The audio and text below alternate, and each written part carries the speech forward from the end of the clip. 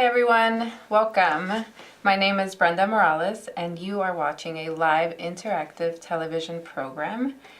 I am from Connections for Abused Women and Their Children, and today my guest is a fellow colleague and counselor advocate at Greenhouse Shelter. Her name is Atsimba Rodriguez. Thank you for having me, Brenda. Thank you.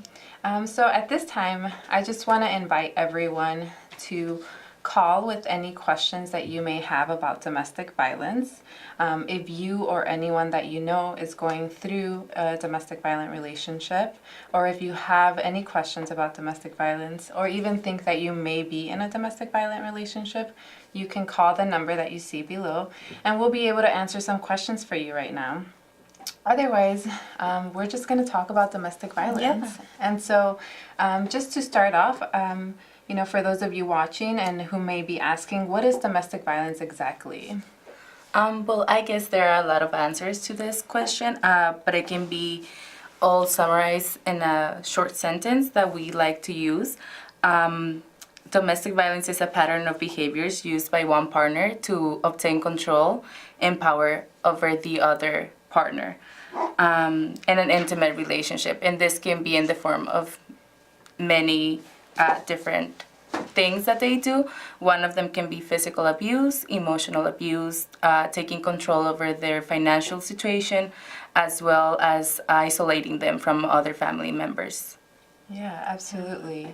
And before we go into more details on how someone can be abused through financial ways or physical ways or emotional ways, I want to first discuss, because I feel like this is a common question, one that can cause a lot of bias and judgment, but who is at risk for domestic violence? Who can it affect? That's a great question. Domestic violence can affect anybody. Again, it can happen to anyone from any socioeconomic background, education background, race. It really doesn't matter. It can be against women or men. We have to remember that it's not about the victim, it's about the abuser, right? So the abuser is not looking for anything in specific. They just want to take control and power over their partner. Yeah, absolutely. Thank you so much. And No I think problem. that's really important to acknowledge that domestic violence crosses all borders of economic and race and education even. Right. So someone can have a master's, a PhD, and they can still be experiencing domestic violence. And I know that there is research out there that says, that education does help, and maybe if you have a higher education, it's less likely that you will be a victim of domestic abuse. We just have to remember that correlation does not mean causation, and maybe it's just because they have they're financially stable if they have an education or any other type of form. However, like you said, domestic violence can happen to anybody, even people working in the social field. Absolutely. And so I'm more of a visual learner, and so I'm going to show you and everyone else the power and control wheel so that we can talk a little bit more about how you can tell us how abuse can be perpetrated. Of course. Thank you. So here we have the power and control wheel. So it's commonly used to teach and learn about domestic violence and how it affects people. Okay, so I can go over them, and if you want to talk about any of them, just feel free to stop me. So one of the things is using coercion and threats. For example, making or carrying out threats to do something to hurt her, threatening to leave her, to commit suicide, to report her to welfare, making her drop charges, and making her do illegal things. That's one of the main things. Mm-hmm. Yeah, absolutely. Many times we've heard with victims of violence, the abuser said that if I leave, that they're going to kill themselves. And that's a really common threat against the victim. Of course, and a lot of abusers use this tactic to make you feel guilty for leaving them, right? Or making you feel like it's up to you whether they live or not. I just want to say that it's not your fault. You're not responsible for any decision that they make. And if you feel like he says anything like that and you want to make sure that he's safe, you can always call 911 and let them know that he's trying to harm himself. And after that, it's up to them, because this is something that they use to keep you there, to make you feel guilty for them. Yeah, absolutely. And so, sorry, just with the buttons. It's okay. Okay. So tell us a little bit more. Okay, so using intimidation, again, this is one that is used very widely. Making her afraid by using looks, actions, gestures, smashing things, destroying her property, abusing pets, and displaying weapons. So you can think of maybe, you know, if you're in a party with a friend and you see their boyfriend giving them strange looks, or maybe telling them to stop talking, if they're going to change the radio station or something like that, maybe pushing their hand away. There are many ways that intimidation can happen. Yeah. And I feel like it's commonly mistaken that when someone punches a wall, or for example throws maybe a vase at the wall, it's done intentionally not to maybe harm the person, Right. but it's done intentionally to intimidate the other Right. person, and that is a form of abuse. If someone wants to scare you into forcing you into something, that is concerning. Of course, and I feel like some people might call and say, well, you know, he's not actually being abusive towards me. He just gets really angry and he punches the wall, or he does this. Well, you know, this is still a form of domestic violence. Absolutely. Okay? And so before we go on, I want to invite all of our viewers again, if you have any questions about domestic violence, or if you know anyone who is going through a domestic violent relationship and you want to ask us any questions about how you can help them, how we can help them, please feel free to call the number that you see below on the screen. And then also, I wanted to tell you about some of the services that we offer at Connections for Abused Women and Their Children. So we provide a 24-hour domestic violence hotline, and we also offer services for those with hearing impairment, and we can offer services in various languages. And if we cannot, then we will try to get them to receive the services that they need in their specific language. Okay, so just going a little bit back to our power and control wheel. Yeah. So the next one is using emotional abuse, putting her down, making her feel bad about herself, calling her names, making her think she's crazy, playing mind games, humiliating her, and making her feel guilty. So this is probably the most common used one by many people, or the one that people express the most. And I'm pretty sure we all experience this within our families or our friends, and we hear, you know, someone calling someone else derogatory terms, or just making them feel less than, and just making them feel bad about themselves towards with the use of words. Yeah, absolutely. And I want to point out two things that you said. And so the first one was that we can experience this with family members. And so when we talked about who is at risk for domestic violence and who can perpetrate domestic violence, is not just romantic partners. It can also be friends or family. Right? Right. And then also, too, when you mentioned, that this is what's most commonly used, or maybe in our experience, what victims talk about the most, is that the verbal abuse, the emotional abuse, is the one that creates the most scars, right? Because physical scars may be able to go away, and they can heal, but the emotional abuse is what takes the longest, because what they're doing is really attacking at someone's self-esteem and feelings of self-worth and value. And being with a partner or with anyone that is supposed to be loving you should feel like maybe like you're beautiful and you're on top of the world, and you're worth living. And I just want to say, let's not normalize any of those things. if we normalize, the fact that people are abusive or using abusive words to you, even if it's within the family, that's something that we can start calling out. Even if we don't feel comfortable, maybe just telling someone like, this is not how I want to be treated. And, calling someone names is not a part of a healthy relationship. Absolutely. Okay. So using isolation, this is one that I talked a little bit before. So what this means is controlling what she does, who she sees and talks to, what she reads, where she goes, limiting her outside involvement, and using jealousy to justify actions. So this one is, I feel like nowadays is a very common one, and I find it very interesting between relationships, just within like boyfriend or girlfriend. A lot of the times boyfriends or girlfriends have the passcode to their social medias, have, delete that person from your social media, do this, do that. That is isolation, controlling who they talk to, they can talk to. And then sometimes we can feel like maybe it's because he cares about you. There are many ways for him or her to demonstrate that he cares about you, and isolating you from your group of comfort or your the people that support you.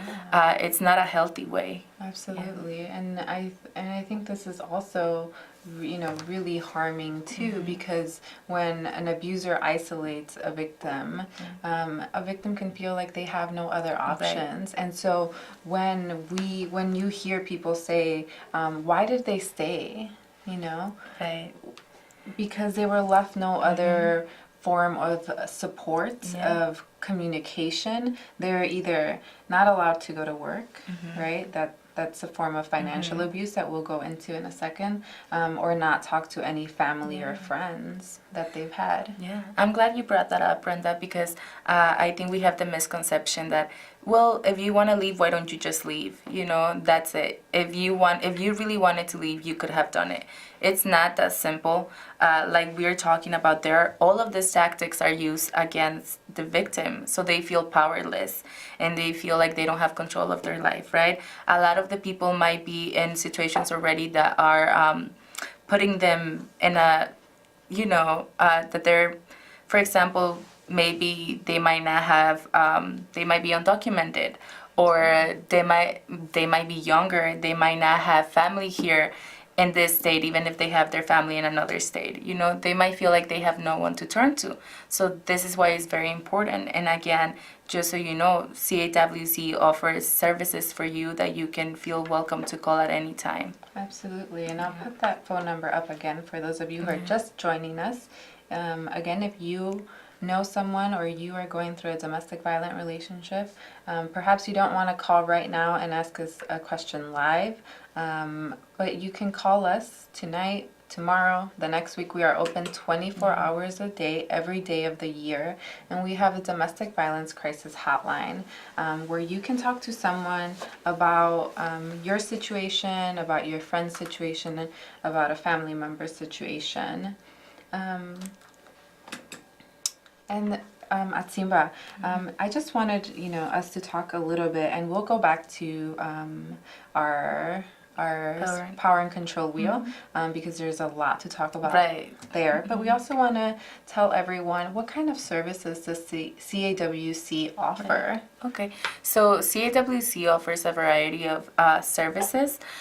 I work as a counselor advocate in the Greenhouse Shelter. So they provide shelter for women and children who are victims of domestic abuse. We also have a 24-hour hotline for anybody who needs to talk. And that doesn't mean that you're necessarily ready to leave. Maybe you just want to go over a safety plan or talk to someone a little bit more about domestic abuse. A lot of times we don't know what that means. And so that's resource that you can use. We also we offer counseling, and we offer legal advocacy for people dealing with orders of protection or even divorce cases, anything like that. Other than that, if we don't have the services that you're looking for, we will direct you to the right organization or maybe someone else that can help you. Yeah, absolutely. So we will definitely try our best to provide any services that we may not offer. And so for any counseling services, we have the Humble Park Outreach Program, and we also have the Haymark Center program that recognizes how domestic violence can coexist with substance use.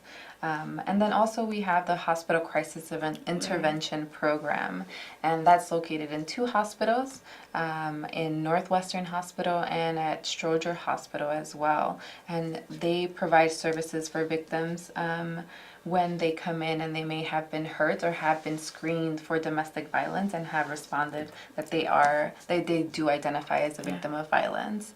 And so those are just some of the services that we provide. Like Atimba said, we have our 24-hour hotline, so I'll put that number up right before we leave again, so to give anyone a chance who may want to contact the agency and talk to anyone about the services that we offer for themselves or for anyone that they know. And so we'll go back to our power and control wheel. Okay, so I want to jump a little bit since you mentioned using economic abuse. This is what this implies. So preventing her from getting or keeping a job, making her ask for money, giving her an allowance, taking her money, not letting her know about or have access to family income. So this is one of the main ones that affect women, because we have clients that come and they say, well, I don't have any savings, I don't have anywhere to go, that's why I'm here, because I don't have any family.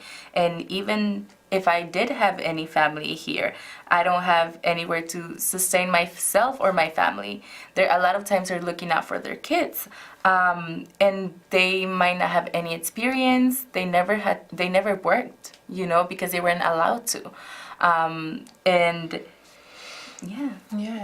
there have been instances where we hear victims say that if they were allowed to work, they weren't allowed to keep any of their money. And so it's important to recognize that as one of the reasons when we ask or when we hear people say, why did they stay? Because there were no other options. But that's why we are here, to maybe open a window for those of you who are seeking services or seeking a way out. And then also, I know that you mentioned using economic abuse and mentioned something about children. And I think that it's important to talk about a common misconception about, does domestic violence affect children? Yes. Yes. We have a children's advocate at our shelter, and we also have a trauma therapist, and they mainly will work with the children. The children are there; they're experiencing all of the abuse with the lady, with their mom, and a lot of the times it can be anywhere from them listening to their parents fight to being present or being, receivers of the physical abuse that the dad might be doing to their mom. And a lot of times, parents think like, well, they weren't there with me. Maybe they just heard what was happening. This can actually come up with more harm for the children, because you can think and go back to your childhood. We all had a vivid imagination. If you're listening to someone hitting someone else and you hear screams, you imagine the worst. And so a lot of these children experience all of that abuse. Absolutely. And I think, it's important to talk about because, it can have long-lasting effects. And it affects children's cognitive abilities, developmental abilities, and learning abilities. So, when it's time to go to school, do they have it, would they have it as easy as someone who's never experienced violence in their homes? Because that can affect their focus and their emotional regulation as well. And, a lot of the work that we do is, debunking myths, because talking to the parents about how even though they don't think their child can recognize the violence, explaining them ways that it might have affected them and how children are a lot smarter than sometimes we give them credit for. And so a lot of the times ways that a parent has been keeping themselves safe, they have also been trying to keep themselves safe as well. And I think that's important. That's really important for people who are, working with children, teachers, police, anybody who's working with children, to maybe take the time to go for a training for domestic violence to better understand how this can affect the children, and maybe they can even see maybe someone in their class is not turning in their homework because they're living at a shelter and they don't have the resources that most people would have. Yeah, I think that's a great idea, Timba.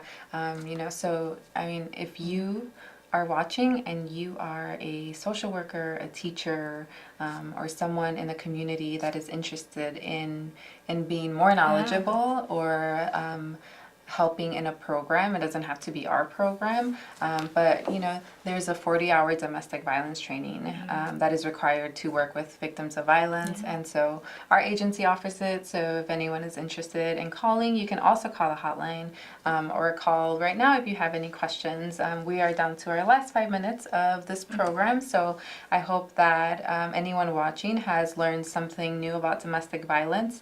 If you have any questions, please feel free to call the number that you see below. Otherwise, I have another question for you, Ativa. Yeah, of course. So how can a victim of violence protect themselves?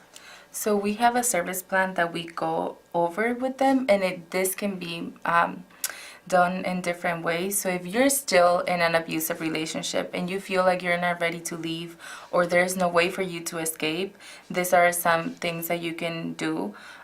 You can always have a backpack with your important papers and maybe a cell phone if you can, maybe some money, and have it in a place that you only have access to.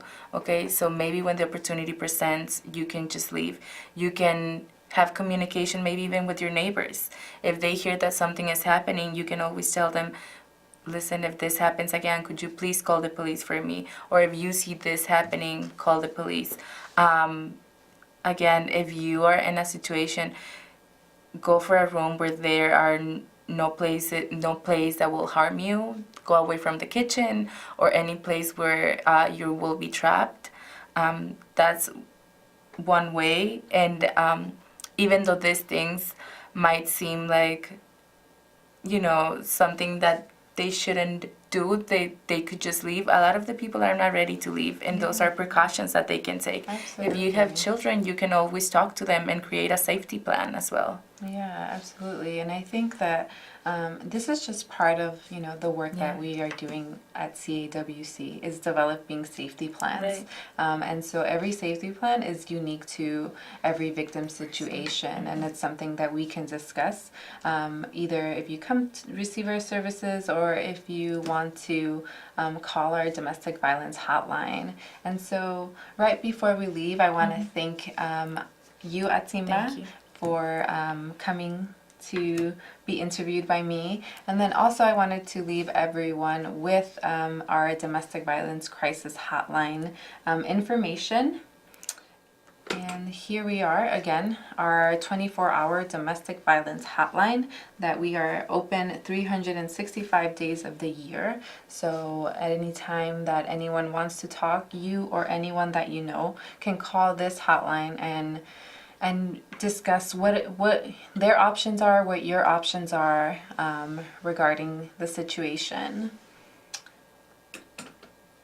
Again, I want to thank everyone for watching, and thank you.